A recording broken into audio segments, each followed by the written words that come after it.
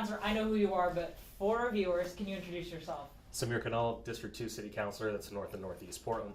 Awesome. So, Councilor, you saw the videos going around of the reports of deployment of pepper balls. Tell me what your reaction was. Yeah, we were not surprised. We knew that this would happen because it's happened in other cities, and we had brought in Chicago, LA, DC representatives to our Community and Public Safety Committee a couple months ago, and they warned us about a few potential things that might happen, including the use of chemical munitions in the street in LA in particular, and we've seen it elsewhere now in the Chicago area too. So not surprised, still horrified, still appalled by it, still outraged. Yeah, and this is in your jurisdiction, right? This is North Portland, St. John's area. Yes. So a concern that they brought was the proximity to schools and the school route that it was on. Is there anything the city can do to block this kind of munition from being deployed? Prior to the election last year, regardless of who's going to be president, I said that we shouldn't allow tear gas to be used in city limits. This is intentionally poisoning people, and it's used in a lot of different scenarios that I think people have different opinions on, but there's almost always another way to achieve the goal without having to do something that's indiscriminate, meaning it affects people that are not even the target of it. So we have kids going to school, we have neighbors, we have people who are just driving by and happen to have their window down that day. And now we've affected them, and in some cases, some of these chemicals have long-term effects. It's not just a few minutes of discomfort. It can have long-term effects on all sorts of parts of your body and health systems. And you said tear gas, but you also mean pepper balls and chemical munitions. Yeah, any chemical weapon that can't target someone, right? So there's a difference between tear gas and like a bear spray can, right, which is a targeted spray. But there are so many different types of munitions. Tear gas is just a colloquial way of talking about it, that these chemicals have long-term effects and spread, and you can see it visually, right? On camera you'll see the clouds spread.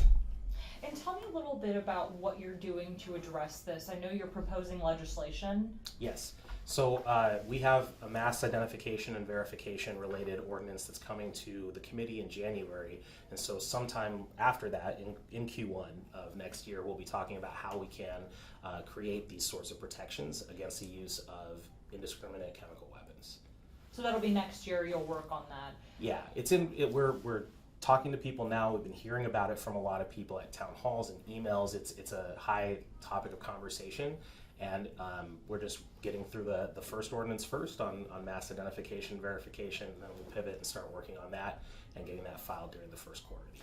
What do you say to people who might watch the video and say that perhaps protesters were interfering in an arrest and that it was the necessary option? You know, I'm proud of the people that are out there protesting against ICE every day, whether it's down at McAdam or it's out protecting their neighbors against a government, the federal government, that is violating due process rights, that is discriminating against people because of the color of their skin and saying so openly, and are disrupting the normal flow of the lives of teachers, kids like the kids outside protesting right now, and parents. It's no surprise to me that it's fathers dropping off their kids in North Portland that have been targeted over and over and over again. And that's something that I'm very proud of the people for standing up against. What I would tell folks who might have concerns about it is protesters are there by choice, but the neighbors aren't. The people driving by with their window down is not. The students outside their schools are not. And so the use of this type of chemical weapon affects everyone regardless of what their choices are. Anything else you want to add, Councilor? Yeah, if we can't use something in war, we shouldn't be using it against our own people.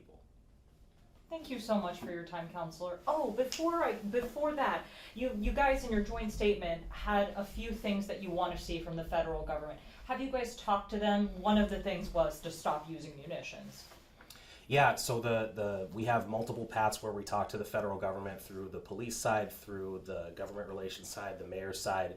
So far, we haven't heard anything positive or even acknowledging this particular request, but I hope that they do see it. I hope that they choose to stop poisoning Portlanders. And you guys have made these requests through all three of those channels? I'm not 100% sure about which channels have been used. I know it has been made. I think the mayor's office could probably speak more to specific paths because that's government relations. But we have definitely asked. We do expect to get an answer at some point.